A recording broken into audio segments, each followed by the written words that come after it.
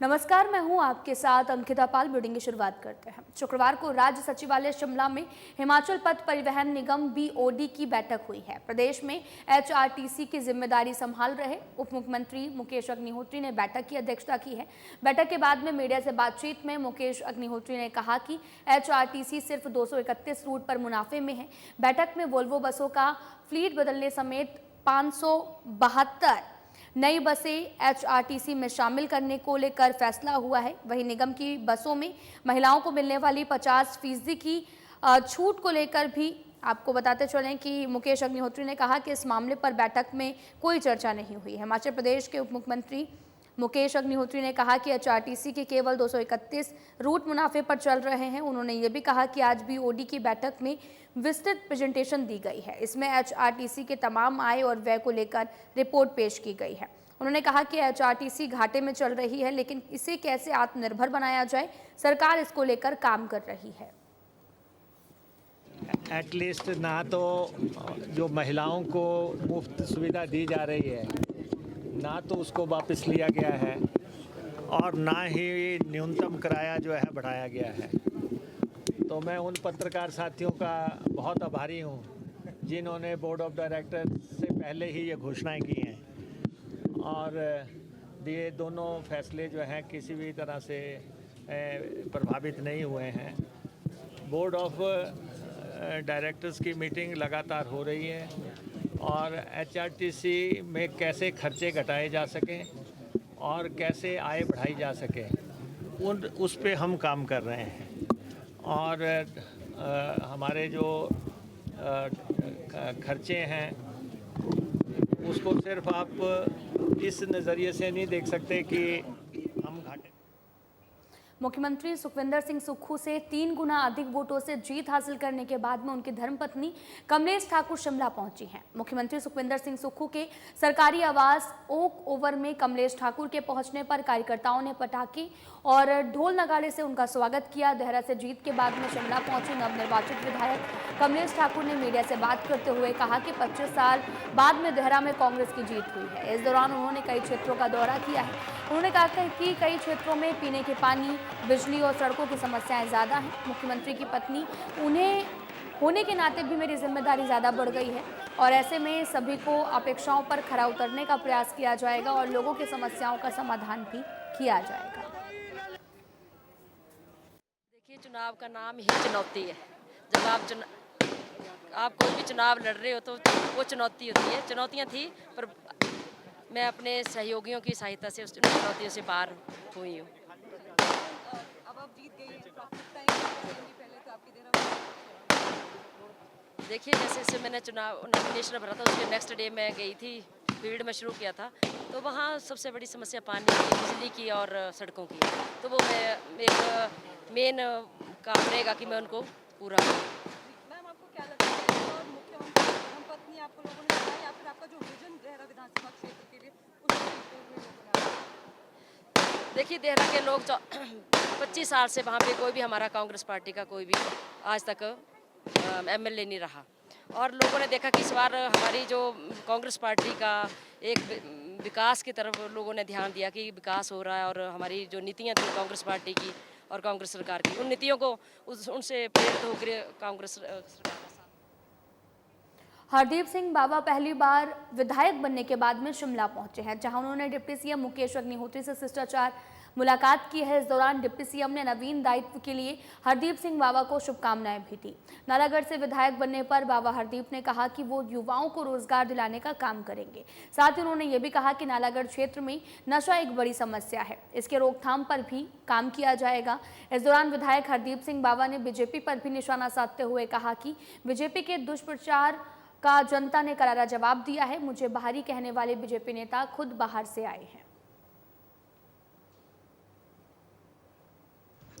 मैं सबसे पहले तो अपने इलाका नालागढ़ वासियों का बहुत बहुत धन्यवाद करूंगा, उनका कोट कोट प्रणाम करूंगा जिन्होंने मुझे इलाका नालागढ़ की सेवा करने के लिए चुना और मुझे मौका दिया कि मैं सरकार के समक्ष और विधानसभा के पटल पे अपना इलाका नालागढ़ के मुद्दों को लेकर जो है सरकार के समक्ष उनकी मुद्दों को पहुंचा सकूं, उनकी समस्याओं को जो है सरकार के समक्ष उठा के उसका निपटारा कर सकूं। नशा बहुत बड़े स्तर पे जो है हमारे इलाके में जो है वो बढ़ता जा रहा है, जिसकी वजह से हमारे युवाओं को जो है आज जहां बेरोजगारी एक बड़ा मुद्दा है, वहीं नशे की तरफ हमारे लोग जो है वो आए दिन उसकी चपेट में आ रहे हैं। उसकी रोकथाम के लिए माननीय मुख्यमंत्री जी से जंगित ओपन पावर प्रोजेक्ट को लेकर हिमाचल प्रदेश सरकार को बड़ी राहत मिली है। प्रदेश हाईकोर्ट की डिवीजन बेंच ने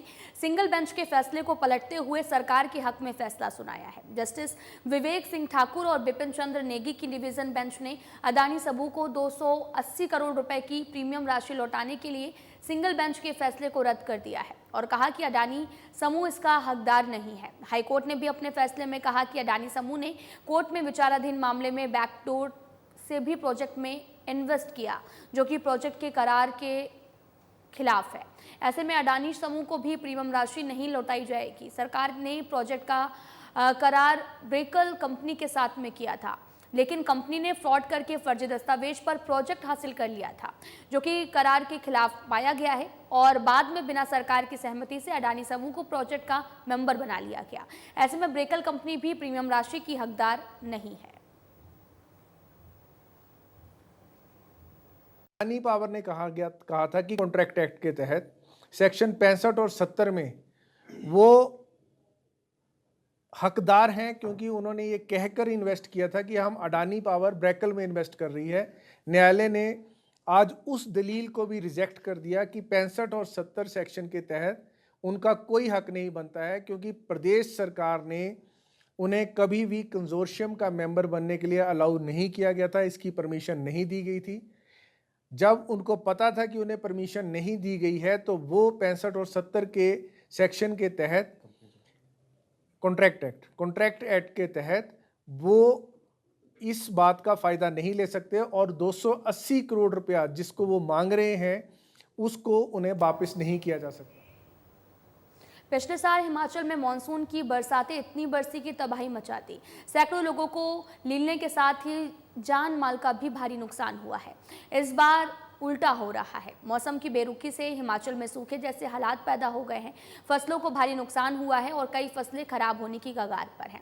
सीपीएस किशोरी लाल ने भी माना कि हिमाचल में सूखे से किसानों के बागवानों की फसलों को नुकसान हुआ है। सरकार इसका मूल्यांकन करेगी और किसानों को फसलों का मुआवजा भी दिया जाएगा। पिछली बार भी सरकार ने किसानों को काफ़ी मदद की और अब भी मदद करेगी। साथ ही सीपीएस किशोरी लाल ने यह भी कहा कि बीजेपी सरकार को गिराने की नाकाम कोशिश की गई, लेकिन जनता ने सुक्खू सरकार के 1.5 साल के कार्यकाल पर मोहर लगाई है और फिर से कांग्रेस के विधायकों की संख्या 40 हो गई है।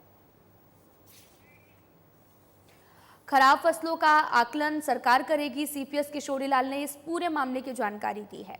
हिमाचल में सूखे के हालात से निपटने की भी तैयारी है। इसको लेकर भी किसानों को फसलों का अब मुआवजा मिलेगा, जिससे किसानों में भी काफ़ी राहत आएगी। दरअसल पिछले साल हिमाचल में मानसून की बरसात इतनी ज़्यादा बरसी की तबाही मचा दी गई और साथ ही सैकड़ों की लोगों में जो है वो लीलने के साथ में जानमाल का भी काफ़ी नुकसान हुआ। और उल्टा ये भी है कि मौसम की बेरुखी से हिमाचल में सूखे जैसे हालात पैदा हो गए हैं। फसलों को भारी नुकसान हुआ है, कई फसलें खराब होने की कगार पर हैं। सीपीएस किशोरी लाल ने भी माना कि हिमाचल में सूखे से किसानों और बागवानों की फसलों पर भी नुकसान हुआ है।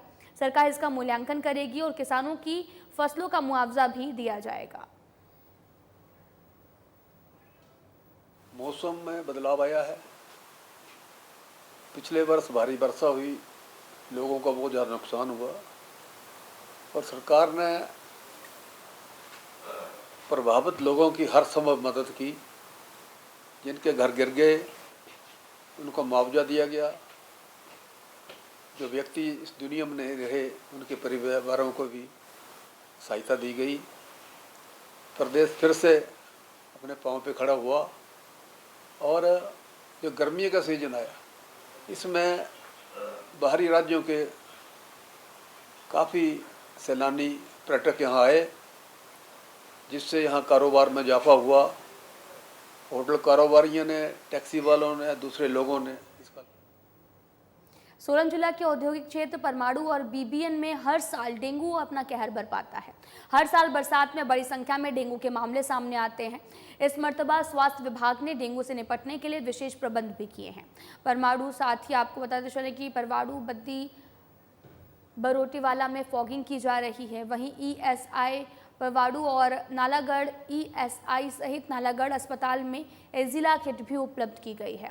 राहत की बात यह भी है कि अभी तक डेंगू का इस सीजन में एक भी मामला सामने नहीं आया। हमारे संवाददाता से बात करते हुए जिला स्वास्थ्य अधिकारी डॉक्टर अमित रंजन ने बताया कि डेंगू बरसात के मौसम में फैलता है। बीबीएन सहित परवाड़ू में भी इसके सर्वाधिक मामले सामने आते हैं, जिसको लेकर स्वास्थ्य विभाग पूरी तरह से तैयार है। डेंगू भी एक सीजनल इलनेस है और बरसात के सीज़न में होती है, क्योंकि इसका जो ये एक मच्छर के काटने से होती है और मच्छर जो है इसका उसके पनपने के लिए एक पर्टिकुलर एटमॉस्फेयर चाहिए होता है। लाइक 30 डिग्री सेल्सियस से ज़्यादा उसको टेम्परेचर चाहिए, 50% से ज़्यादा उसको ह्यूमिडिटी चाहिए। तो इस तरह का जो एटमॉस्फेयर है वो ज़्यादातर प्लेन इलाकों में लाइक परवाणु, बद्दी, नालागढ़, बरोटीवाला, इन जगहों पर होता है। तो इन जगहों पर हमारे डेंगू के केसेस सीज़न में निकलते हैं। अभी तक इस सीज़न में एज ऑफ नाउ अभी तक हमारे पास कोई भी केस पॉजिटिव नहीं।